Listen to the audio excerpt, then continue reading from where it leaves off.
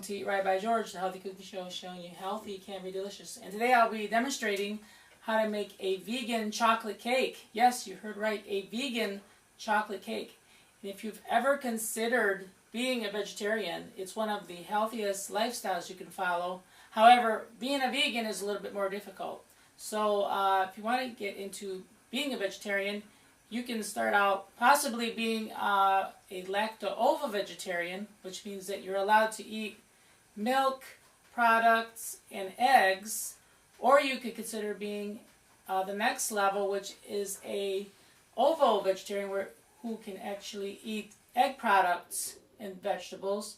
And then next on the list would be vegans, who have to remove dairy and eggs from their diet, which is a lot more strict and difficult to follow. However, with a little planning, it's attainable. Now for the vegan chocolate cake, we're going to need 3 cups of self-rising flour, which means it's flour that's had baking soda, actually baking powder and salt added to it prior in order to help the cake rise and to be more fluffy and a better texture. We'll need 2 cups of sugar. We'll need 3/4 cup of unsweetened cocoa. We'll need 1 teaspoon of baking soda and 3 teaspoons of vinegar. Yes, you heard right. 3 teaspoons of vinegar. And I'll show you later on in the demonstration why we use vinegar in this vegan chocolate cake. And of course, in order to dilute all the ingredients, we're going to need 2 cups of boiling water. So you need 2 cups of boiling water to help dilute everything. And as you can see here, there are very few ingredients for this vegan chocolate cake. And as I mentioned before, there's no eggs. So if you're avoiding eggs, there's no eggs. There's no dairy. So if you're avoiding dairy products, this cake contains no dairy whatsoever. And it comes out very nice. You'll see in the end how this vegan chocolate cake will look. It's really amazing. And before we get started, of course, you want to preheat your oven to 350 degrees. Have that ready. And what you want to start out first is with your 3 cups of self-rising flour. And you'll notice I don't even have a mixer. It's a very easy recipe to make. You don't need a mixer for this. Just a bowl and a wooden spoon to stir. So you want to start out first with your dry ingredients, which are your flour, your sugar. So since we're not using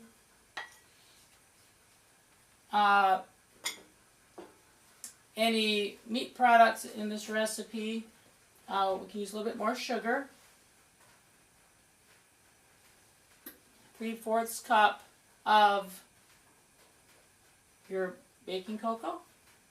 So you want to stir those first. Get your dry ingredients incorporated. Of course, you know that cocoa has some health benefits. Has a lot of antioxidants, helps with lowering blood pressure and cholesterol. So we're using unsweetened cocoa. Getting this all ready. And then another healthy ingredient. I'm going to be using olive oil. We need a 1/2 cup of olive oil.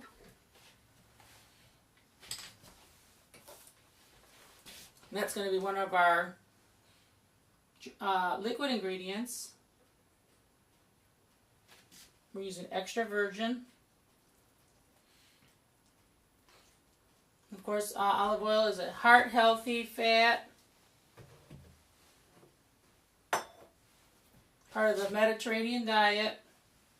You want to just slowly mix these together, taking your time. It's also a good idea to sift your dry ingredients, sift your flour to get the lumps out. Make sure the sugar doesn't have any lumps as well, because you want this cake to be nice and smooth. You want the texture to be nice and creamy.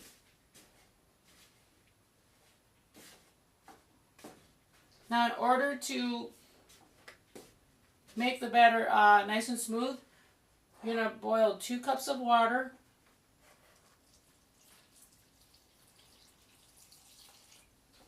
And that's going to help to dilute things here.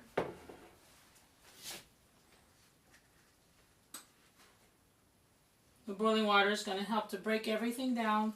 Because normally in a cake, you want to start out creaming the butter and sugar and eggs.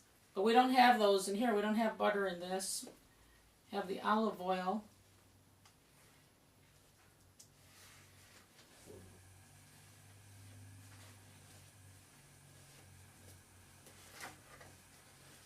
So we're just using a little bit of elbow grease here. And the batter should be nice and smooth, not runny.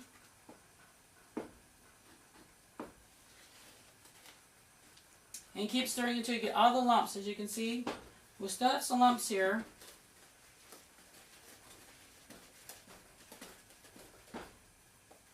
And not only is this vegan, it's also a very low-calorie type cake.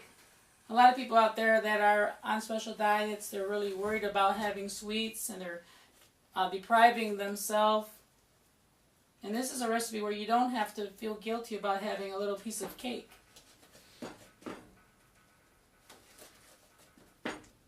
Because it's low in calories. There's no eggs, no milk. And many times people worry when they hear the word vegan, they think that the cake might not turn out, it might be a little dense. It might not have all the flavor, but the great thing about this is it does have wonderful flavor.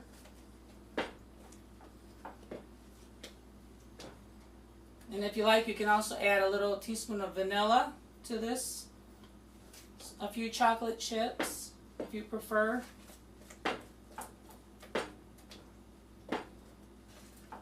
And you can probably see from there.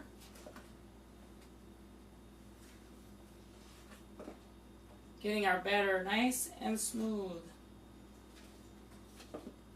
Folding it in. And when I say folding in, you have to be very gentle with the batter. You're not whipping here or trying to get air into it. You just want to gently stir the batter, which is folding.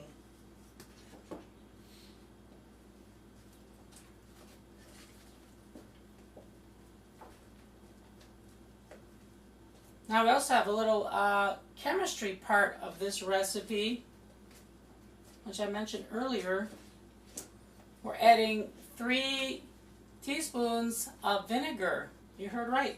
Usually vinegar is not something you add to sweets. But for this recipe, we need a little bit of a chemical reaction for the cake in order for it to rise better in the oven. We're going to combine vinegar, 3 teaspoons,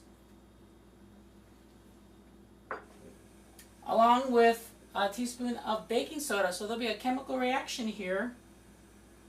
When you add those together, it fizzes.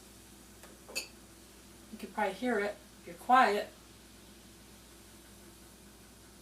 The baking soda with the vinegar has a chemical reaction. They fizz together and it bubbles up.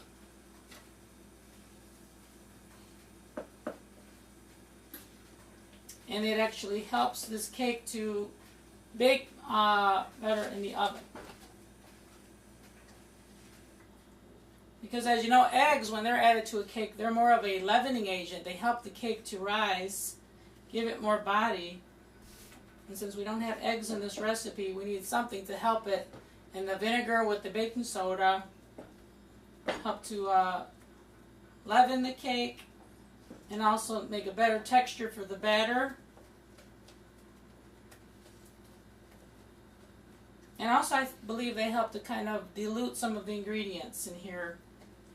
The flour and sugar.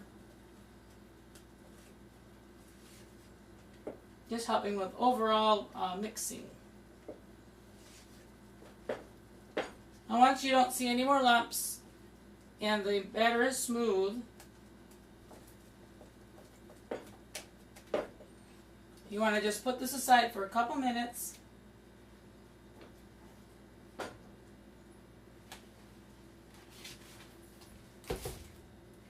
And what I like to do is take a bundt cake pan, and what I do is add a little olive oil in the bottom, about 2 tablespoons, and swirl it around, and make sure it gets into all the grooves of your cake pan so that your cake doesn't stick.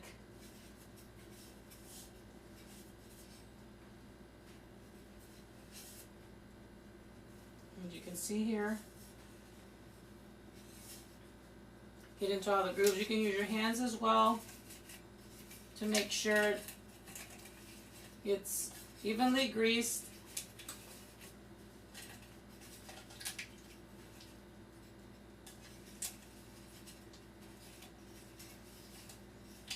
If there's excess olive oil, you can pour it out.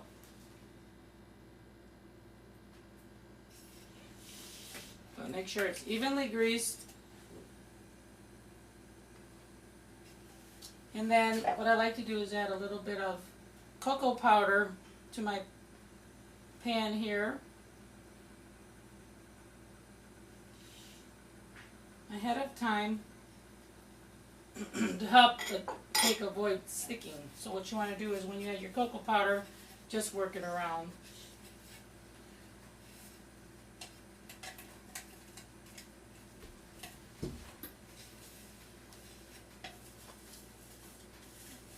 Especially in the inside here.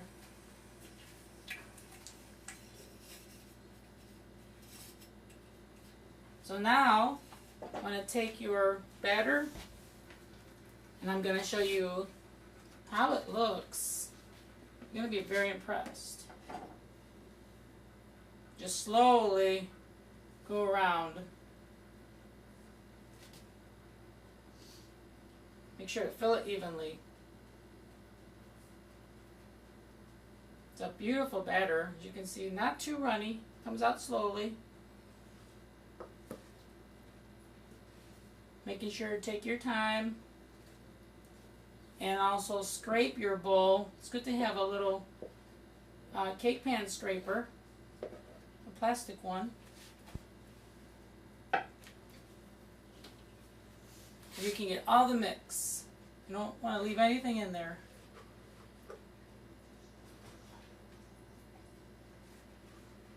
Just go all around.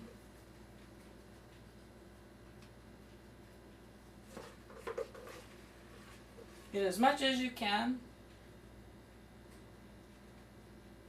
Always a lot of fun with baking.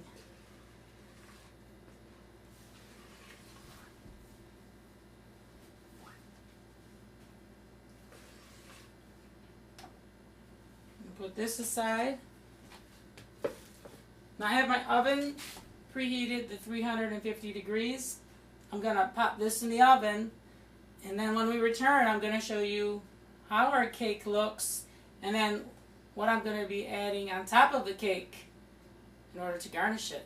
So stick around here on Eat Right by George, our vegan chocolate cake.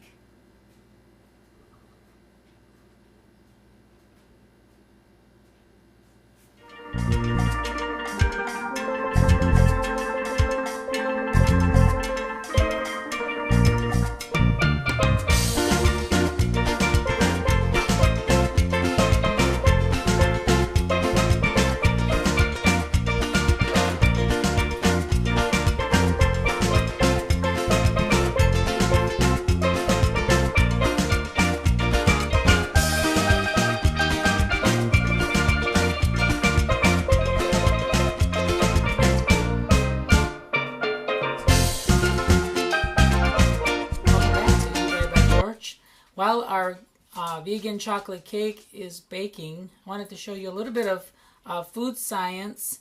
As I mentioned earlier, when you combine vinegar with baking soda, we have a little vinegar in here, about 3 tablespoons, a couple teaspoons of baking soda here. When you combine those together, there's a chemical reaction where the vinegar and baking soda will fizz up, and it helps in the cooking process. So what I'm going to do here first is add our vinegar, and this is just regular white wine vinegar.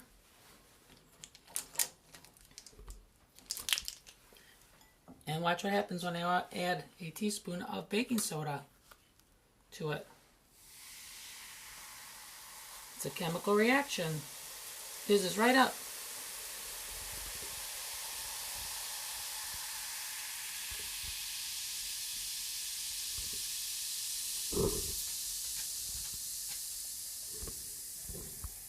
Now this is something that's very necessary when these two ingredients are combined, and especially for this cake recipe.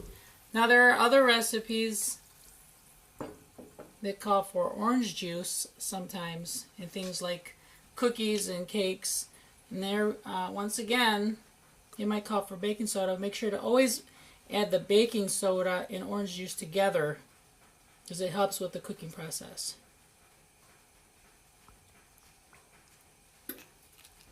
As you can see, the acid from the orange juice and the baking soda combine together and form a chemical reaction. As you can see, it starts to fizz up. Not as much as with vinegar, but very similar. If you use fresh orange juice, it's a much bigger reaction because there's more sugar in regular orange juice. That might interfere, but as you can see here, once again, it's a smaller chemical reaction when you add the two. So just a little food science from Eat Right by George. Next we'll be showing you the finished product of our vegan chocolate cake.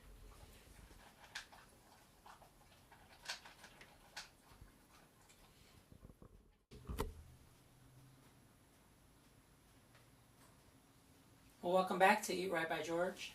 While our vegan chocolate cake is in the oven baking, I thought I'd start to prep our garnish for the vegan chocolate cake. And what I'd like to put on top is some melted dark chocolate chips. But in order to do that, I'm using something that's called a double boiler. And it's very important to use this because I don't want to add chocolate chips right to the pan straight because they can burn or singe, and that's going to affect the flavor of the chocolate cake. So what I want to do is use the double boiler. And a double boiler, actually, for many of you that don't know out there, is two pots that fit together to help to melt the chocolate. Now the first part of the pot is where you would put about 2 cups of water and let that come to a soft boil, not a rolling boil because then the water is going to be going all over the place. And then the second pot fits right in. Once it comes to a soft boil, you can start adding your dark chocolate chips.